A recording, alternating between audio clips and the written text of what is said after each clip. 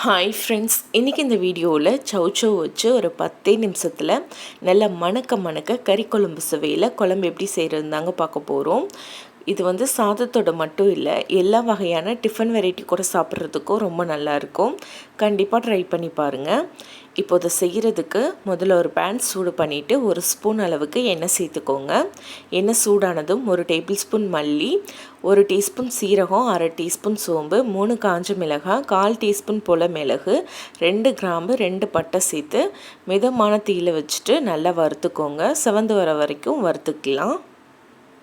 இது வறுப்பட நல்ல வாசனை வரும். ஸோ அந்த அளவுக்கு வறுத்தெடுத்தால் போதும்.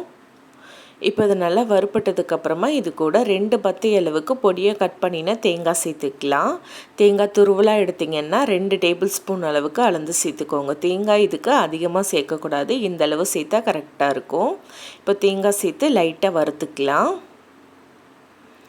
இப்போது இதை வறுத்துட்டு இப்போ இது கூட 2 சின்ன தக்காளி பழத்தை நான் கட் பண்ணி எடுத்து வச்சுருக்கேன். அதை வந்து இப்போ இது கூட சேர்த்துக்கலாம். நீங்கள் பெரிய சைஸ் தக்காளினா ஒரே ஒரு தக்காளி எடுத்துக்கோங்க. தக்காளி அதிகமாக சேர்க்கும்போது குழம்பு வந்து கொஞ்சம் புளிப்பாக இருக்க மாதிரி ஆயிரும். அதனால் தக்காளி வந்து சின்னதுன்னா 2 சேர்த்துக்கோங்க, பெருசுனா 1 சேர்த்துக்கோங்க. தக்காளி சேர்த்து அதிக நேரம் வதக்க தேவையில்லை, லைட்டாக வதக்கி விட்டால் போதும். இப்போ ஸ்டவ் ஆஃப் பண்ணிவிட்டு இதை நல்லா ஆற விட்டுட்டு அப்படியே மிக்ஸி ஜாருக்கு மாற்றி நைஸான விழுதை அரைச்சி எடுத்து வச்சுக்கோங்க. இப்போ குழம்பு செய்கிறதுக்கு ஸ்டவ்வில் ஒரு குக்கர் சூடு பண்ணிவிட்டு 2 டேபிள் ஸ்பூன் அளவுக்கு எண்ணெய் சேர்த்துக்கோங்க. இது கூட எண்ணெய் சூடானதும் 1/2 டீஸ்பூன் கடுகு சேர்த்து பொரிய விட்டுருங்க. கடுகு நல்லா வெடித்து வந்ததும் இது கூட ஒரு மீடியம் சைஸ் பெரிய வெங்காயம் நல்லா பொடியாக கட் பண்ணி சேர்த்துக்கோங்க. கூடவே ஒரு பச்சை மிளகாய் கீரை சேர்த்துக்கோங்க. ஒரு கொத்து கருவேப்பிலை இலையும் சேர்த்து நல்லா வந்து இதை வதக்கிக்கலாம். வெங்காயம் கொஞ்சம் நேரம் மாறி வர அளவுக்கு வதக்கிக்கோங்க. இப்போ இதோட ஒரு சௌச்சௌவை நான் தோல் சீவிட்டு நல்லா கொஞ்சம் பெருசாகவே கட் பண்ணி வச்சுருக்கேங்க. இப்போ நம்ம சௌச்சௌவை சேர்த்துக்கலாம். நம்ம சாம்பாருக்கு எப்படி கட் பண்ணி சேர்ப்போமோ அதே மாதிரி கட் பண்ணி சேர்த்துக்கோங்க. இது கூட 1/4 டீஸ்பூன் மஞ்சள்தூள், காய்க்கு தேவையான அளவுக்கு கல்லுப்பு சேர்த்து நல்லா வதக்கிக்கலாம். நீங்கள் ஒரு வேளை கிரேவி மாதிரி பண்ணுறீங்கன்னா சௌச்சௌவை கொஞ்சம் குட்டி குட்டியாக கட் பண்ணி சேர்த்துக்கோங்க. நான் இன்றைக்கி குழம்பா செய்கிறதுனால கொஞ்சம் பெருசாகவே கட் பண்ணி சேர்த்துருக்கேன். இப்போ இந்த எண்ணெயில் ஒரு நிமிஷம் வந்து இந்த சௌச்சௌவை நல்லா வதக்கி விட்டுருங்க. இப்போ இது கூட 1 டேபிள் ஸ்பூன் அளவுக்கு குழம்பு மிளகாய்த்தூள் சேர்த்துக்கலாம். ஃபஸ்ட்டே இதுக்கு நம்ம மசாலா வறுக்கும்போது 3 காஞ்ச மிளகாய் சேர்த்துருக்கோம். ஸோ வதக்கும்போது ஒரு பச்சை மிளகாய் சேர்த்துருக்கோம். அதனால் 1 டேபிள் ஸ்பூன் அளவுக்கு குழம்பு மிளகாய்த்தூள் சேர்த்தாலே போதும். வேறு எந்த தூளும் நீங்கள் சேர்க்க தேவையில்லை. இப்போ வந்து நல்லா வதக்கி விட்டாச்சு. இப்போ இது கூட நம்ம அரைச்சி வச்சுருக்க விழுதை சேர்த்துடலாம்.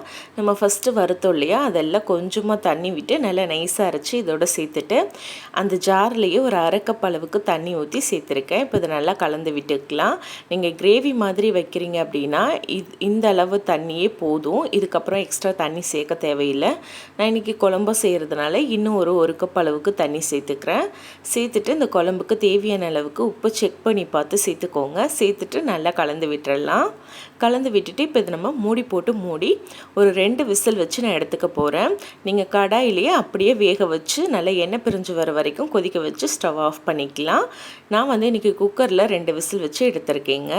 2 விசில் வந்ததுக்கப்புறமா அந்த குக்கரோட ப்ரெஷர்லாம் போனதுக்கப்புறமா நான் திறந்துருக்கேன். பாருங்கள், நல்லா மணக்க நம்மளுக்கு சௌச்சௌ குழம்பு வந்து ரெடி ஆயிடுச்சு. ஸோ கண்டிப்பாக இதே மாதிரி நீங்களும் ட்ரை பண்ணி பாருங்கள். ட்ரை பண்ணி பார்த்துட்டு எப்படி வந்ததுன்னு மறக்காமல் கமெண்ட்டில் சொல்லுங்கள்.